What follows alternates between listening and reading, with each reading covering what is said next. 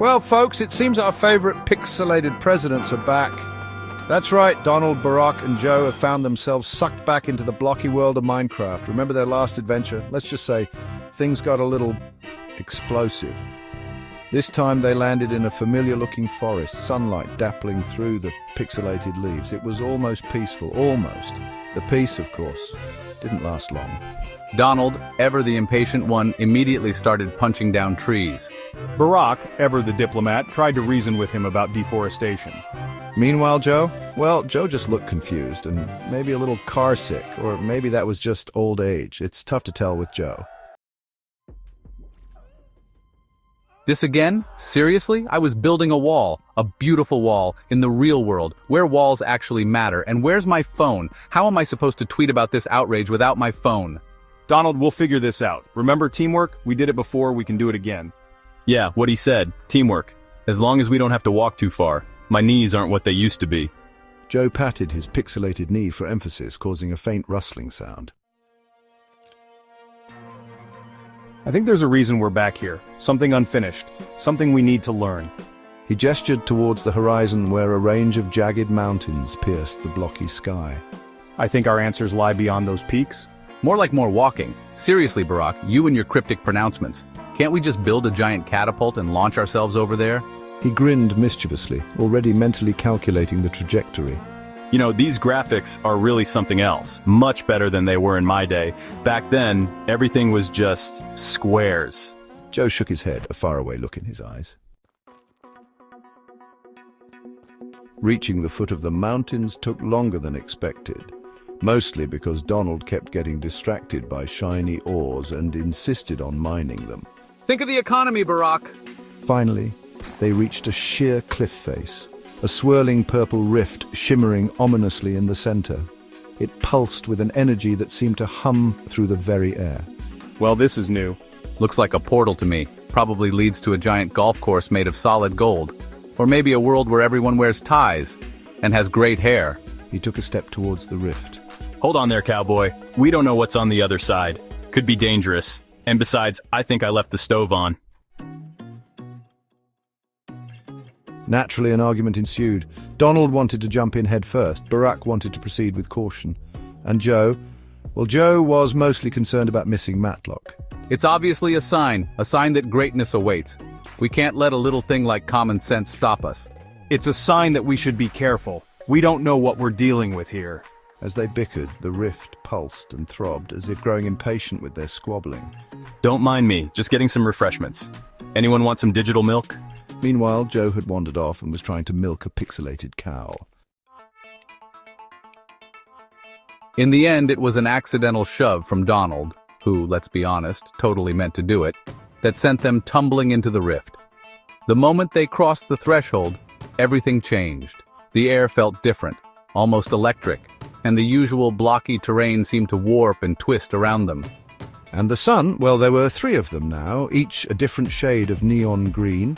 It was as if the sky had been painted by a child with a neon crayon set, each sun casting an eerie glow over the landscape. The blocks that made up the landscape seemed to shift and shimmer. It was like the ground beneath their feet was alive, constantly moving and changing, making it hard to find stable footing. Colors were more vibrant, almost garish. The trees were a shocking shade of purple, and the grass was a bright, almost blinding yellow. It was a world that seemed to defy the natural order, a place where the rules of reality no longer applied. The world around them was off. Buildings leaned at impossible angles and rivers flowed uphill. It was as if they had stepped into a dream, or perhaps a nightmare where nothing made sense. When they finally landed, sprawled on the other side, it was clear something was different. The ground was softer, almost spongy, and the air was filled with a strange, sweet scent that was both pleasant and unsettling. They fell through a dizzying kaleidoscope of colors and shapes, their bodies contorting in bizarre, pixelated ways. It was a disorienting experience, like being inside a living, breathing piece of abstract art. I don't like the look of this. The landscape was unfamiliar, filled with strange plants and creatures that seemed to watch them with curious eyes. Joe muttered, picking himself up and dusting off his pixelated suit. He looked around, trying to make sense of their new surroundings, but nothing seemed to add up. This is giving me the creeps. The shadows seemed to move on their own, and the air was filled with an eerie silence that made the hair on the back of his neck stand up.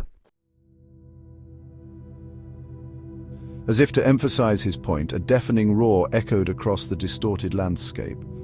Looming above them, perched atop a tower of obsidian and glowing with an otherworldly light, was a creature that made their previous encounter with the Ender Dragon look like a picnic. This was no ordinary Ender Dragon. This one was colossal, its scales shimmering with an array of impossible colors. And worst of all, it had two heads that swiveled independently, each one glaring down at them with baleful, glowing eyes. One head breathed fire that burned with an icy blue flame, while the other spewed forth molten gold. Oh, you gotta be kidding me. 2 heads? Seriously, what's next, laser beams? The battle was, to put it mildly, chaotic. The air was thick with the sounds of clashing swords, roaring dragons, and the occasional explosion. It was a scene straight out of a fantasy novel, but with a pixelated twist. The ground shook with every step the dragons took, and the sky was lit up with bursts of energy. The two-headed dragon was a whirlwind of teeth, claws, and time-bending energy blasts. Each head seemed to have a mind of its own, coordinating attacks that left little room for error. The dragon's scales shimmered with an otherworldly glow, reflecting the chaos around it. Donald, ever the showman, charged in with his trusty diamond sword, bellowing insults that the dragon seemed to find vaguely amusing. His bravado was unmatched, and he swung his sword with a confidence that bordered on reckless. Each swing was accompanied by a taunt, as if he believed he could win the battle with words alone. Barak, ever the strategist, focused on dodging and weaving, trying to find a weakness. He moved with precision, analyzing the dragon's patterns and looking for an opening. His eyes were sharp and his movements calculated, as if he were playing a game of chess rather than fighting a mythical beast. Joe, meanwhile, Joe was having a bit of a senior moment. Literally, he seemed a bit out of place amidst the chaos, his reactions slower and his focus wavering. It was as if the battle was happening in a different time zone for him. It seemed the dragon's breath had some unforeseen side effects, messing with the very fabric of time. The energy blasts weren't just powerful, they were disorienting, causing time to warp and twist around them. It was like fighting in a funhouse mirror, where nothing was quite as it seemed. With every blast that came near him, Joe aged a little.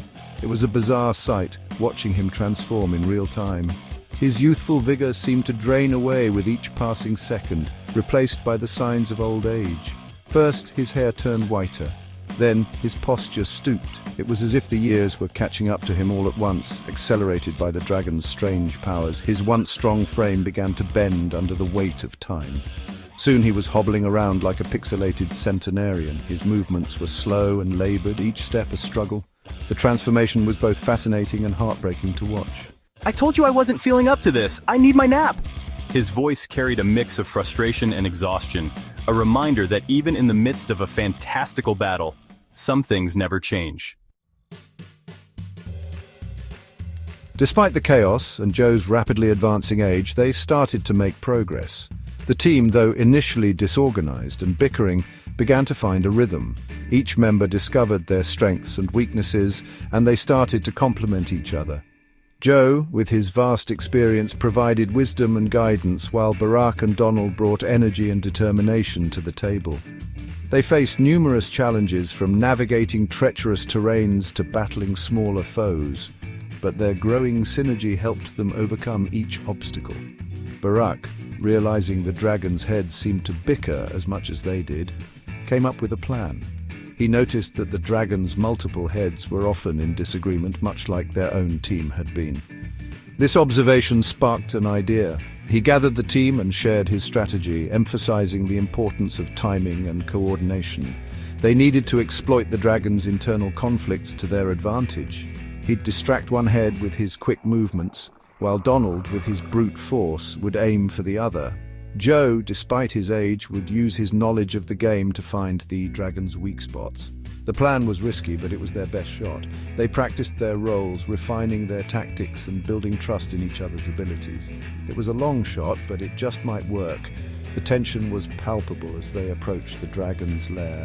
The air was thick with anticipation and the ground trembled with the dragons' roars. They knew that failure could mean the end of their journey, but they were determined to give it their all. And to everyone's surprise, even Donald's, it did. The dragons' heads were so preoccupied with their own squabbles that they failed to notice the coordinated attack. Barak's swift movements confused one head, while Donald's powerful strikes incapacitated another. Joe's precise targeting of weak spots further weakened the beast. Working together, their attacks synchronized, they managed to finally bring the monstrous dragon crashing down. The combined efforts of the team, each playing their part to perfection, proved to be the key to their success. The dragon's defeat was a testament to their growth and unity. The impact shook the distorted landscape, sending blocks of rainbow-colored dirt flying. The ground beneath them quaked, and the sky seemed to ripple with the force of the dragon's fall. It was a sight to behold, a chaotic yet beautiful display of their victory. As the dust settled and the echoes of the dragon's roars faded, an eerie silence fell.